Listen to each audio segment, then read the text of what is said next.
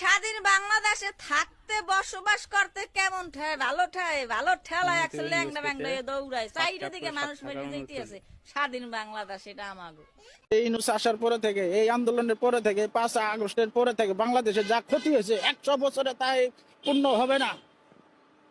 100 বছরে এই ক্ষতি পূর্ণ হবে না।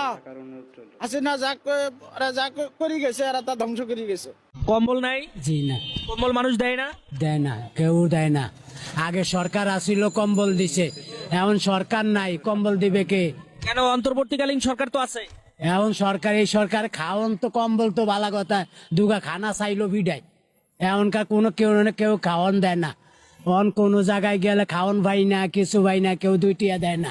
ছাত্র আন্দোলনে রাজপথে আর জনতা নামবো, কারণ ছাত্রদের আগের কথা আর এখনের কথা তাদের মিল নাই। কিন্তু এখনের ছাত্ররা যেটা করতে চাইতেছে এদের নিজের স্বার্থের জন্য করতে চাইতেছে। এদের যে টার্গেট, আমি মনে করি সর্বোচ্চ এদের অন্তত 2000 লোক হইবে, এর বেশি লোক হবে না। ওরা তো বলতেছে 2 লাখ।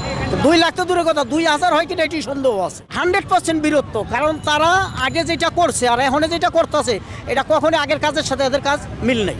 আমি দোকান খুলে বসে থাকুম না, ছাত্ররা এখন এদের স্বার্থে করতেছে। আমরা আগেই ভালো ছিলাম, ওই আবার শেখ হাসিনার আইন আবার বহন্য দরকার, ওনারা দিয়ে দেখান দরকার যে দেশ কেমন চালায়। দেখো একবারে স্বাধীন করে উল্টে এলাইছে দেশের।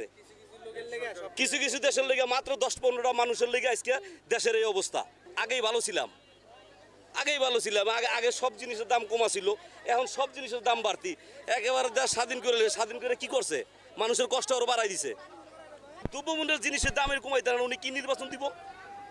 উনি নির্বাচন কি দিব? ওনারা কোন সমিতি চালাইতে, উনি সমিতি চালাইতে পারবো? উনি কি বাজার চালাইতে পারবো? বাংলাদেশটা তো যে ক্ষমতা পায় সেই লুটপাট করে খায়।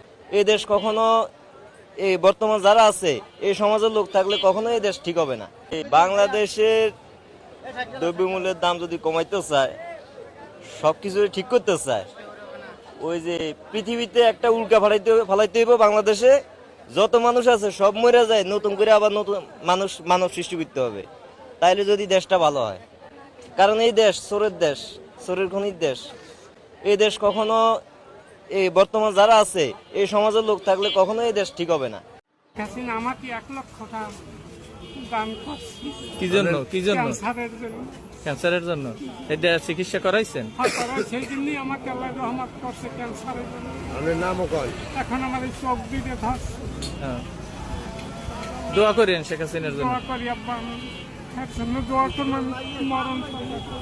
প্রধানমন্ত্রী জননেত্রী শেখ হাসিনাকে সসম্মানে বাংলাদেশে ফিরে এনে তাকে আবার পুনরায় বাংলাদেশের প্রধানমন্ত্রী নির্বাচিত করা হোক।